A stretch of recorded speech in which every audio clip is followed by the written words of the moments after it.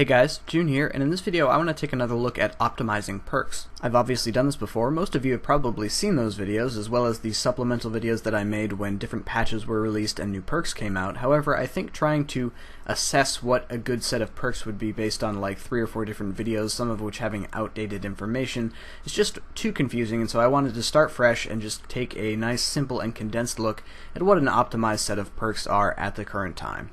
First, let's take a look at the standard wieldable things. On your main hand weapon, there's pretty much only one choice here, and that's Aftershock 3. This is one of the most expensive perks, requiring 5 Illujonkin components, so this is anywhere from 20 to 30 mil depending on how you acquire those components. You can get these from disassembling Dragon Rider lances or any of the Tier 80 or Tier 85 Zerosian armor from God Wars Dungeon 2. If you can't afford to get Aftershock, there's really no good alternatives here. The only other thing that I would potentially put in this slot is the flanking perk, which can be roughly comparable to Aftershock in terms of DPS on enemies where you can utilize the flanking perk's effect, such as Yakimaru.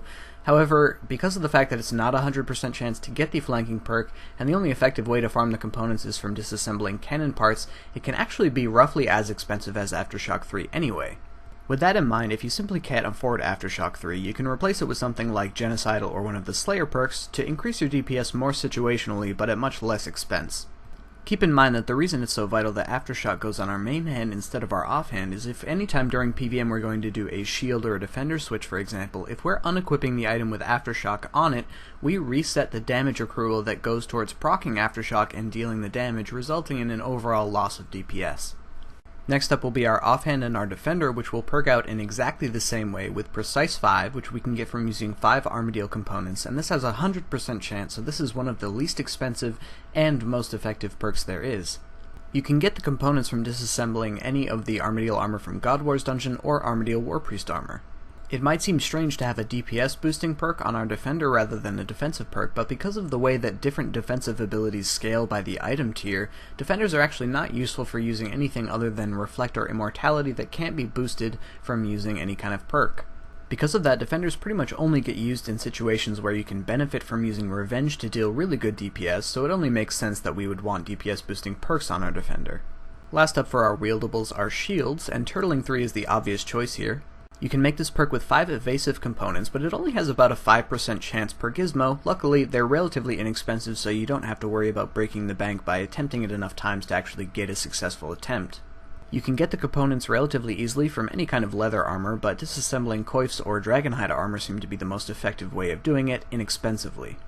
This perk extends the duration of your barricade and is extremely useful pretty much anywhere that you would ever be compelled to use a shield. Next up, we've got 4 slots to fill on our armor, so we'll start with Biting 3, which we can get from 5 Noxious components, and this gives us a 100% chance at that perk. A single Noxious weapon at level 9 or higher gives you enough components to make 4 Biting 3 gizmos, so if you have the money to do this, it's definitely worthwhile. However, if it's too expensive, it can be substituted for a combination of Biting 2, which are relatively inexpensive, and I'll talk more about the combinations in the next part of the video. In slot 2, we want some combination with Impatient 3 to get the extra adrenaline gain potential, and like with Biting 2, there are a bunch of different combinations that I'll talk about a little bit later in the video. Same goes for Crackling 3, which also has a ton of different combinations I'll talk about shortly, and this is the last of our DPS boosting perks to put on our armor, and it should occupy slot 3.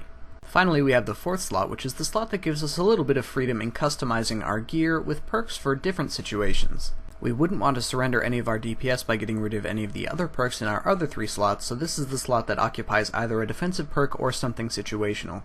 Personally, I think the obvious choice here is Enhanced Devoted 3, which you get a reasonably high chance of about 50% with 5 faceted components. You can get faceted components from either disassembling Crystal Teleport Seeds or Crystal Flasks, depending if you want to spend money or time, but this perk offers a really incredible amount of damage reduction assuming you're using it appropriately. The things to consider here are that Enhanced Devoted is only going to be effective if you're using it against an enemy that primarily uses only one attack style, and you're also using the appropriate protection prayer against that attack style. If, for example, you're using this at raids, you should expect an average of about 20 to 25% damage reduction overall. However, if you're using it at someplace like God Wars Dungeon 2 where you're primarily using Soul Split, or at a boss where the vast majority of damage is typeless, it's going to offer almost no effect whatsoever. If you do happen to be one of those players that has a real fetish for God Wars Dungeon 2 and you almost never go to any bosses where Enhanced Devoted would be applicable, you can use something as an alternative such as Absorbative 3, Lucky 5, or Crystal Shield 3. Now let's talk briefly about making some of the fancier combination perks for your armor slots. The principle here is really simple. We're going to start with 4 of one of the 3 components listed on the left side, depending on what of the combination perks we're aiming for, and then we're going to add 1 of any of the components on the right side to aim for one of those combinations. For example, we could choose to use 4 explosive and 1 pestiferous component to aim for a combination of Crackling 3 plus Venom Blood. We could use 4 Zeros components and 1 Fortunate component for an attempt at Impatient 3 plus Hoarding, or any of the other different permutations. The chance of success with these combinations ranges pretty wildly. For example, a Crackling 3 plus Crystal Shield 1 combination is very common, roughly 50% chance in my experience. However, a combination like Biting 2 plus Mobile is actually relatively rare, up into the maybe 1 in 50 range.